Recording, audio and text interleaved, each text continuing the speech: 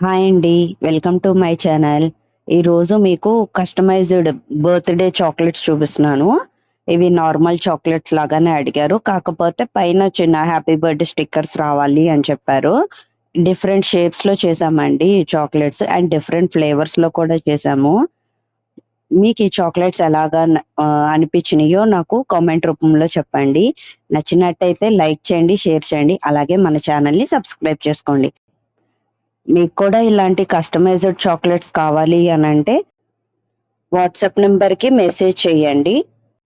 మా దగ్గర plain chocolates, dry fruit chocolates and customised మీకెట్లా కావాలి అంటే అట్లాగా చేసిస్తాము.